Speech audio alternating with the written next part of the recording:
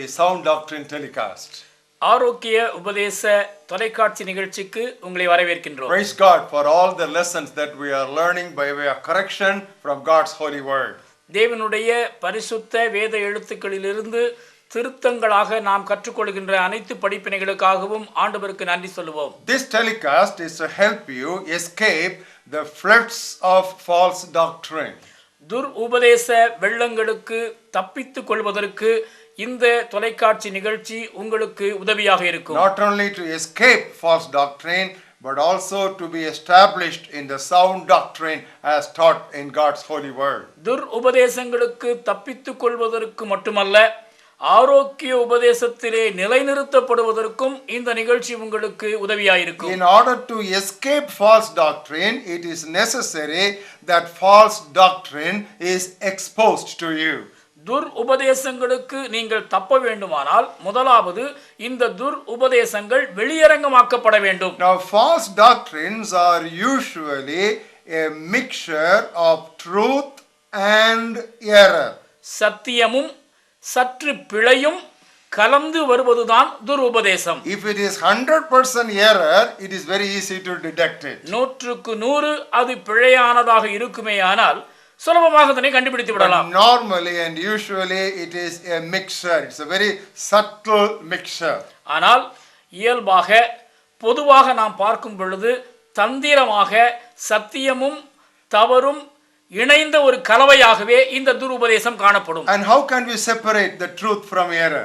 இந்த சத்தியத்தை பிழைகளினின்று எப்படி வேறுபடுத்தி பிரிப்பது? With our own brain and intellect we cannot do it. நம்முடைய மூளை நம்முடைய புத்தி கூர்மையின் மூலமாக இதனை நாம் செய்ய முடியாது. Human logic and reasoning and even experience cannot do it.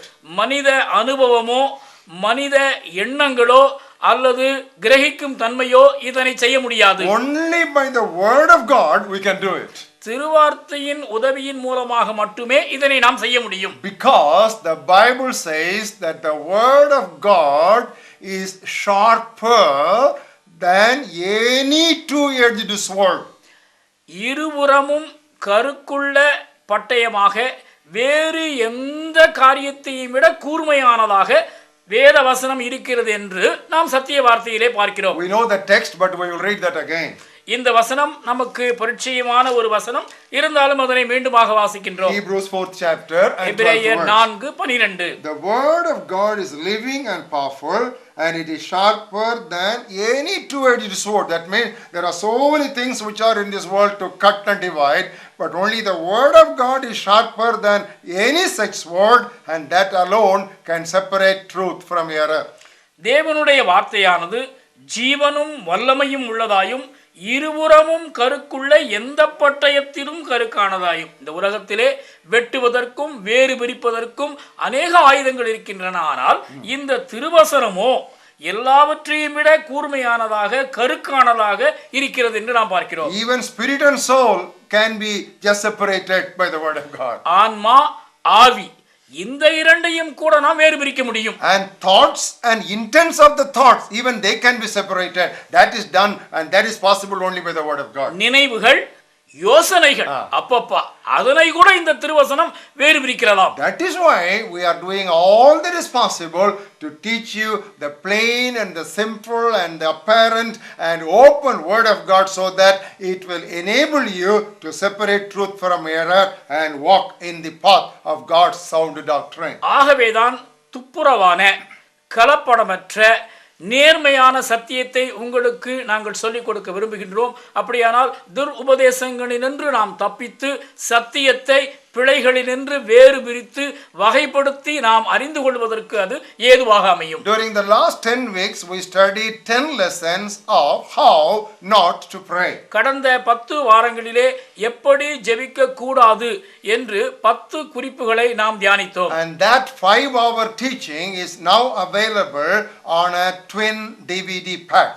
இந்த 5 மணி நேர தியான செய்திகளினுடைய தொகுப்பு 2 ஒலித்தட்டுகளில் பேழையாக கிடைக்கின்றது. Now we will begin the next topic today. இந்த நாளிலே நாம் அடுத்த தலைப்பிற்கு கடந்து செல்வோம். How not to meditate. எப்படி தியானிக்க கூடாது? How not to meditate. எப்படி தியானிக்க கூடாது? If prayer is one wing for a Christian, Bible meditation is the other wing.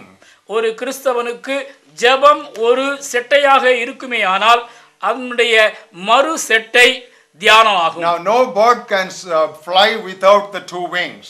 எந்த ஒரு பறவையும் 2 செட்டைகள் இல்லாமல் பறப்பது சாத்தியமில்லை. So what we are going to study from today is as important as what we have studied during the last 10 weeks. கடந்த 10 வாரங்களிலே நாம் கற்றுக்கொண்ட காரியங்கள் எவ்வளவு முக்கியமானதோ அதே அளவு சம முக்கியத்துவம் வாய்ந்தது இன்று முதல் நாம் கற்க இருக்கின்ற பாடங்கள். Now on this subject of how not to meditate, here again we will have 10 lessons. இந்த தலைப்பிலே எப்படி தியானிக்க கூடாது என்கிறதான வரிசையிலேயும் கூட நாம் 10 குறிப்புகளை தியானிக்க இருக்கின்றோம். Now we will have the first lesson today. இன்று முதல் குறிப்பினை தியானிப்போம். How not to meditate. எப்படி தியானிக்க கூடாது? Do not neglect any portion of the Bible. வேதத்தின் எந்த பகுதியையும் ஒதுக்கி விடாதீர்கள். Once again, மீண்டுமாய் சொல்கிறேன். do not neglect any portion of the Bible. வேதத்தின் எந்த ஒரு பகுதியையும் ஒதுக்கி விடாதீர்கள். Many Christians limit their meditation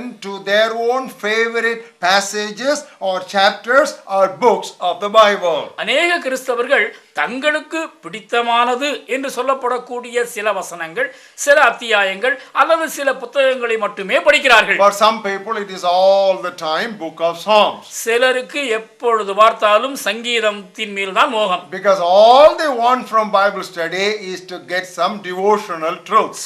அதில் இருக்கக்கூடியதான தியான செறிவுதான் அவர்களுடைய வாஞ்சை. For others it is always the book of Proverbs. வேறு சிலருக்கு எப்பொழுது பார்த்தாலும் நீதிமொழிகள் தான் பிடிக்கும். Because by studying the Bible all they want is some practical counsel and exhortation. ஏனென்றால் வேதத்தை வாசிக்கும் பொழுது நடைமுறை ஆலோசனைகள் அல்லது பக்தி விருத்திக்கென ஏதாவது காரியங்கள் கிடைக்க வேண்டும் என்பதுதான் அவர்களுடைய எதிர்பார்ப்பு. And for others it is always the Gospels.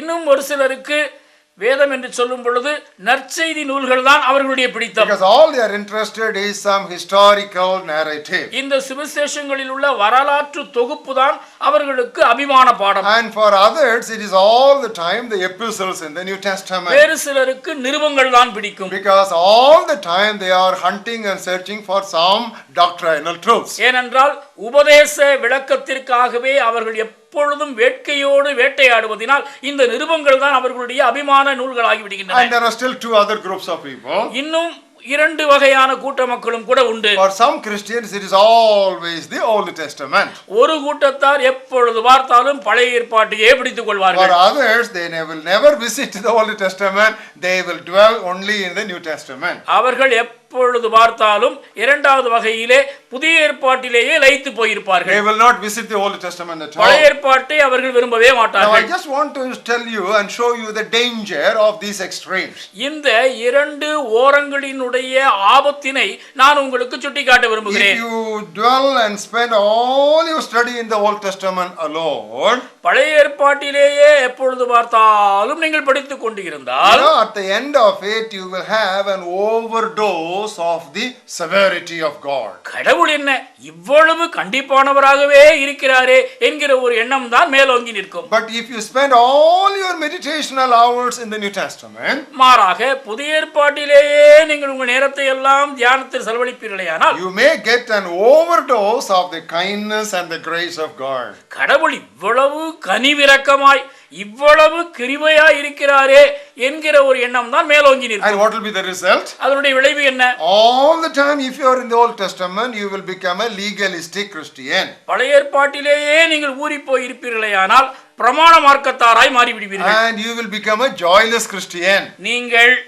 மகிழ்ச்சியற்ற அல்லது களிப்பற்ற கிறிஸ்தவனாய் மாறிவிடுவீர்கள். But if you spend all your meditation in the New Testament, அதே சமயத்திலே புதிய ஏற்பாட்டிலேயே ஊறி போயிருப்பீர்களேயானால் you will become a very liberal person. நீங்கள் கவனமற்ற கிறிஸ்தவனாய் You மாறிவிடுவீர்கள். may mistake the freedom that is in Jesus Christ. கிறிஸ்து இயேசுவுக்குள் இருக்கின்றதான சுதந்திரத்தை நீங்கள் தவறாக கூட புரிந்து கொள்ள ஏற்படும். And that will make you a careless Christian. இப்படியாய் நீங்கள் ஒரு கவலையீனமான கவனமற்ற கிறிஸ்தவனாய் மாறுவதற்கும் வாய்ப்புண்டு. Now how do we bring that Old Testament and the New Testament together? இப்படி இருக்க பழைய ஏற்பாட்டையும் புதிய ஏற்பாட்டையும் நாம் எப்படி ஒன்றாக சேர்ப்பது? I believe that the Old Testament and the New Testament are like the two lips of God.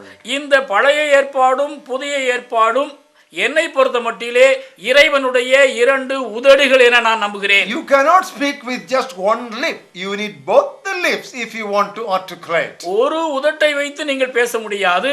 நீங்கள் உரையாட வேண்டுமானால் இரண்டு உதடுகளும் அவசியம். So God has the Old Testament as one of his lips and the New Testament as his other lip to communicate his message to us. இறைவன் தமது ஒரு உதடாக பழைய ஏற்பாட்டையும் தனது மறு உதடாக புதிய ஏற்பாட்டையும் உபயோகித்து நம்மோடு அளவலாவுகிறார். And how are they related to each other? இவைகள் ஒவ்வொன்றும் மற்றவற்றோடு எப்படி உறவு கொண்டிருக்கின்றன? The New Testament is concealed in the Old Testament. புதிய ஏற்பாடு பழைய ஏற்பாட்டில் மறைந்துள்ளது. And the Old Testament is revealed in the New Testament. பழைய ஏற்பாடு புதிய ஏற்பாட்டில் Please வெளிப்படுத்தப்பட்டுள்ளது. understand this combination. This will make you to be properly focused in your biblical understanding. இந்த கலவையை நீங்கள் நன்றாக விளங்கிக் கொள்ளுங்கள். நீங்கள் வேதத்தை படிக்கும் பொழுது உங்களுடைய அறிவு கூர்மையாக இருக்கும்படியாக இதனை நன்றாக Would கவனியுங்கள். like to say that again. மீண்டுமாய் சொல்கிறேன். The New Testament is concealed in the pages of the Old Testament. புதிய ஏற்பாடு பழைய ஏற்பாட்டின் பக்கங்களிலே மறைந்துள்ளது. And that Old Testament is just opened up and it is revealed in the New Testament. பழைய ஏற்பாடு புதிய ஏற்பாட்டிலே மலர்கிறது அல்லது வெளிப்படுத்தப்படுகிறது. Now Jesus Christ gave a beautiful example of this when he was talking about a mature scribe of God's word. அங்கே வேதத்தை நன்றாக ஆராய்ச்சி செய்த வேதவாரகரன் ஒருவருக்கு இயேசு கிறிஸ்து பதிலளிக்கும் பொழுது இந்த ஏற்பாடுகளை குறித்ததான காரியத்தை மிக தெளிவாக எடுத்துரைக்கின்றார். Please turn with us to book of Matthew 13th chapter. மத்தேயு 13வது அத்தியாயத்தை திருப்பிக் கொள்ளுங்கள். And we'll read to you the 52nd verse. 52வது வசனம். Then he said to them, therefore, every scribe instructed concerning the kingdom of heaven is like a householder who brings out of his treasure things new and old. இப்படி இருக்கிறபடியால் இறையரசுக்கு அடுத்தவைகளில் உபதேசிக்கப்பட்டு தேறின வேதவாரகன் எவனும் தன் பொக்கிஷத்திலிருந்து புதியவைகளையும் பழையவைகளையும் எடுத்துக் கொடுக்கிற வீட்டு எஜமானாகிய மனிதனுக்கு ஒப்பாயிருக்கிறான். What is the Bible? வேதம் என்பது என்ன? It is the treasure of God's wisdom. தேவனுடைய ஞான புதையல். And it is the treasure house of God's knowledge. தேவனுடைய அறிவு பொக்கிஷம். It is the treasure of God's revelation to mankind. மனுக்குலத்திற்கு இறைவனுடைய வெளிப்பாடுதான் வேதம். And if you are well instructed and mature in the understanding of God's wisdom and God's word, we will bring out the treasure from both the New Testament and the Old Testament. What he has taught us in the New Covenant and what he has revealed to us under the Old Covenant. இறைவனுடைய இந்த அனந்த ஞானத்தை நீங்கள் புரிந்து கொண்டு மற்றவர்களுக்கு சொல்லிக் கொடுக்க வேண்டுமானால் இந்த பழைய ஏற்பாடு புதிய ஏற்பாடு இரண்டிலிருந்தும் இந்த புதிய உடன்படிக்கை பழைய உடன்படிக்கை ஆகிய இரண்டு களஞ்சியங்களில் இருந்தும் எடுத்து பரிமாற வேண்டும். That is why we are admonished to study the whole Bible. I stress that word, the whole Bible. ஆகவேதான் முழு வேதத்தையும் படிக்கும்படியாய் நாம் அறிவுறுத்தப்படுகின்றோம். இந்த முழு வேதம் என்பதை நான் அடிக்கோடிட்டு சொல்ல பிரியப்படுகிறேன். Now that was the instruction given by Apostle Paul to young Timothy. இளைஞன் தீமோத்தேயுவுக்கு பவுலடிகளால் கொடுக்கப்பட்டதான முக்கியமான ஒரு ஆலோசனை இதுதான்.